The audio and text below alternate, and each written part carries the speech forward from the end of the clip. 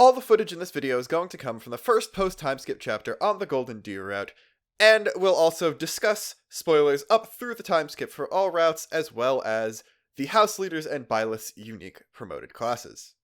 So, believe it or not, the internet has actually finally sort of come to a consensus on something, and that is that Fire Emblem Three Houses is a pretty good game. I've put way too much time into the game since release, beaten all the routes. It's only a matter of time before I come back and do it all again on Maddening. As of now, my biggest criticisms of the game are the visuals and a bunch of nitpicks, and I've gone time and again stating that I'm not qualified to talk about visuals, really, so I'm just going to talk about one of the nitpicks, because it's kind of something weird. Because, basically, they could have had a chance to fix something that's been bugging me about Fire Emblem ever since I've started playing it, and they didn't. So, we're going to loop back around to that thing, but first off, I do want to talk about the post-time skip exclusive classes the Lords get. Now yes, Lord, in the traditional Fire Emblem sense, is an actual class you can get pre-time skip. All three house leaders have access to it, and that's all normal and stuff, but then they get specialized promotions, which play more into their actual unique attributes, because yes, they are all good in authority, and the Lord class gives you authority, but its main weapon is swords, which none of them are proficient in, because, wait a minute, Fire Emblem characters can use weapons other than swords, wow. So, they get unique classes that are actually tailored to them, but are, of course, just more based on other classes, like the Lord class has pretty much always been, let's be real. Marth's version of the Lord is Mercenary Lord, basically. Then, I guess you could say, Hector's Lord is based on Armor Knight, and all that. Different Lord classes are based on different classes, so, basically, post-time skip, Edelgard gets one that's based on Fortress Knight, Armor Knight type thing. Dimitri gets an Infantry Lance class, which doesn't really exist in this game whatsoever. All of the master classes, for the most part, are be good at Lance and be good at Horse. So it's kind of weird that he didn't get a riding class in the first place, for another thing that I'm going to talk about in a minute. But his is really the only one that's not directly based on another class that's in Three Houses, but again, there have been infantry-based lance-using classes. It's probably most similar to Ephraim or the Awakening version of the Great Lord class, if I could put anything on it. And then obviously Claude's is just Wyvern Rider, Wyvern Lord, but more focusing on bows. So you got that. But when it comes to the naming, it's a bit weirder, because it's basically, they get a second tier one that they come with post-time skip, and then a few chapters later, they get a third tier one, which is, I guess it's technically advanced class and master class. I don't really know. I should have probably, checked the actual stat boosts and growth rate boosts you get from these. This is not scripted, by the way, in case you can't tell. And compare them, see whether they're on par with advanced or master, but whatever, that's beside the point. There's, almost a pattern, but then there isn't. Because Edelgard and Dimitri's second tier one are both something Lord, and Edelgard and Claude's third tier one is a unique thing that's not connected to any other classes. Which is just kind of weird to me. Because, first off, Edelgard's final thing being Emperor makes perfect sense. Because when you are against her and fight her as an enemy, the Emperor class has been a consistent class that enemies have used throughout the series.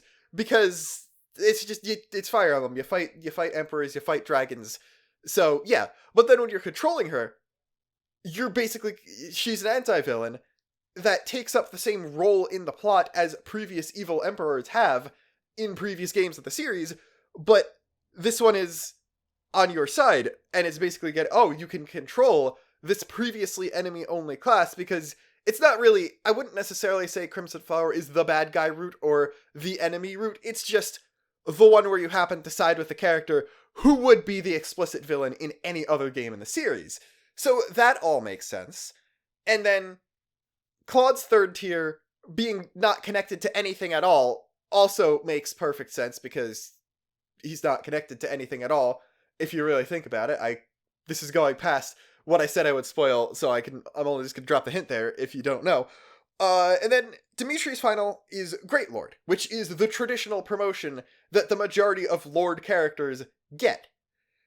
But I kind of don't like the fact that he gets Great Lord.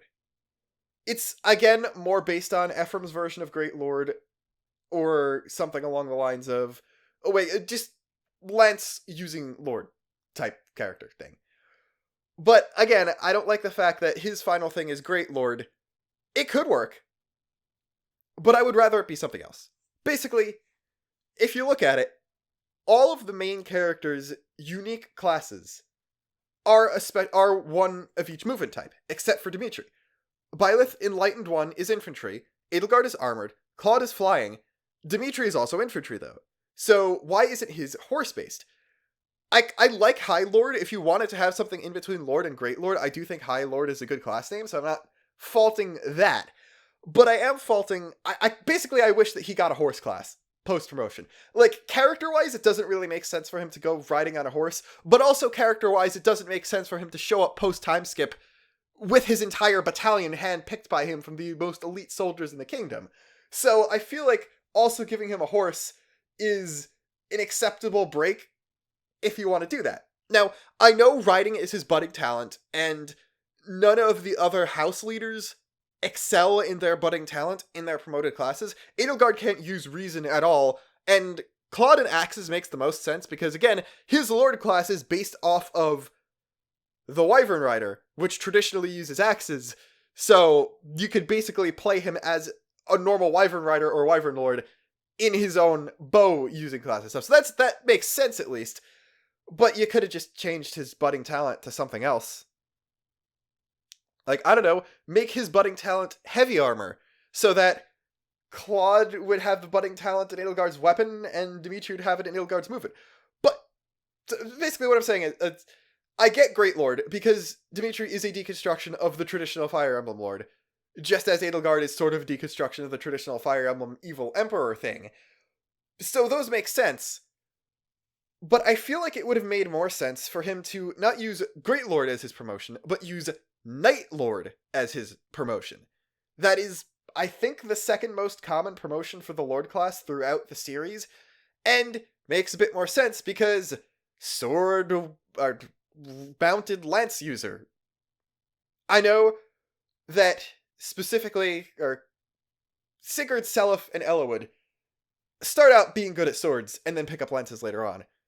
When they get their horse and promote and stuff, Sigurd starts promoted, whatever, you know what I mean.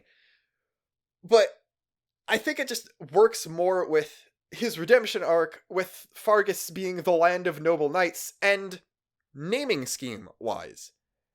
Basically, I would have preferred him to get a cavalry class, a paladin-based lord, basically, that focuses on lances, and his first post-time skip promotion to be Night Lord. So, going from Lord to Night Lord, an established promotion that characters have done before. And then his last class to be Prince. Because Prince has been a controllable class in the past, and in Thracia, it actually promoted from Lord.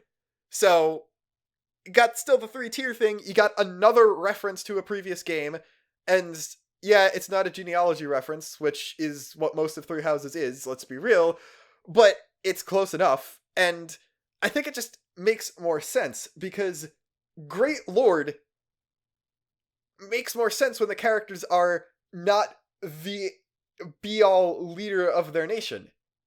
If that makes sense. Like, yeah, it's Seliph, but Sigurd was never really in charge of Granvale or anything. Eliwood, God no, he's... Who cares about Foray in the long run? Like, it just makes more sense for him to get a class more befitting of his station, I guess, because Great Lord doesn't scream to be heir to a kingdom. That being said, Night Lord, when he's off doing his thing pre-redemption arc, that makes sense. When his redemption arc kicks in, then yeah, something reclaiming his title metaphorically, he gets the Prince class, which it's completely different from Leaf's Prince class, and it would promote from Night Lord instead of Lord, and doesn't promote into Master Knight. Like, let's be real, if Master Knight was a thing in this game, it would be like Dimitri all of a sudden getting up and promoting into Death Knight. Because it's basically the same. Like, yeah, because of the way weapons work, you can actually get most of all the weapon proficiencies that Master Knight originally had just on a normal character, but it's supposed to be the stupid broken class. So just the idea of Death Knight being a playable class and like a normal promotion for Dimitri, I don't know. I think that's funny. So that's my beef with Dimitri. I kind of wish he got a horse class. But my other weird beef is with Claude. Because he's the weird one. Like, he's made the odd one out of the three lords on purpose. That makes sense. I buy that. There are total reasons for that. But I wish that his second tier class had lord in the name. Because it would fix something that's been annoying me forever. And that's the Wyvern Lord class. A lot of the games Wyvern Lord appears in are games where your main character's class is just called Lord.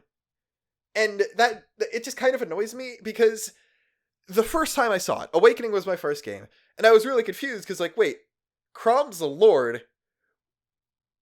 I know from just cultural osmosis of Fire Emblem that the main character is supposed to be the Lord. I get why Lucina is also a Lord, but why can Shershay promote to Wyvern Lord? She's not a Lord. Can she use the rapier now? It's just weird. And I always thought it was weird, because Wyvern Lord has never been a quote-unquote Lord class, like a main character thing. Even though the actual Lord class has been Lord. I never really liked that. And the thing is, yeah, some characters who have access to Wyvern Lord are actual nobility of some sort, and they could be considered, like, they could be called Lord, like, as a title. But when a class just called Lord is so specific to the series formula, having another class with a Lord in the name that's not connected to it at all, it just doesn't fit. Never has jived well with me. And Three Houses would have been their chance to fix it.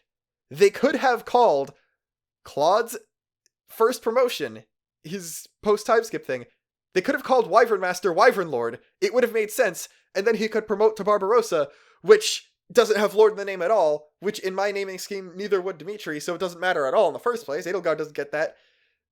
And it would have been fine. But they went with Wyvern Master instead and kept Wyvern Lord the name it's always been. So why couldn't they have changed it? Well, yeah, it's a long established thing. I guess they could have used Wyvern Knight, but half the master classes already have Knight in the name. And then there's also Armored Knight and Fortress Knight and Death Knight. So I could see why they wouldn't want to do that.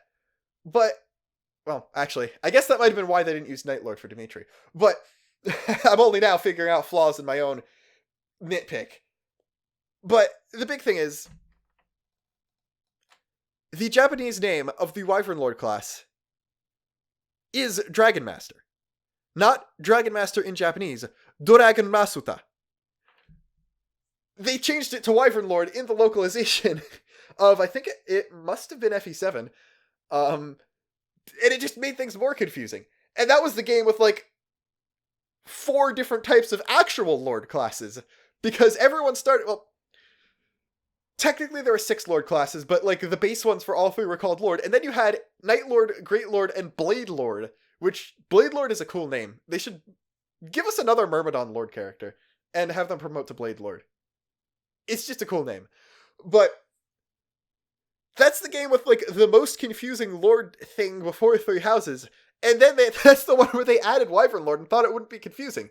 Like, I get why they didn't want to have another class with Knight in the name. And I believe Wyvern Rider is just Dragon Knight in Japanese. So that's already a change. But I like Wyvern Rider as a localization change because it drops Knight from being in yet another class name. It also separates the dragons that Dragon Rider characters use to the sentient, frequently evil dragons that you fight as final bosses half the time because it's Fire Emblem, and from the type of dragons your Manakets transform into, which sometimes it's all the same thing, but you know, Fire Emblem lore is complicated. I don't care about it at the scope of this video. So I get that, changing them from being, oh, there's another kind of dragon, to, yes, this is a different species that has some draconic properties. I like that change. I don't like Wyvern Lord, because that just makes things even more confusing. And they could have fixed it here, but they didn't. And basically that makes me so mildly annoyed that I made a 15-minute video about it. That's all I got. Bye.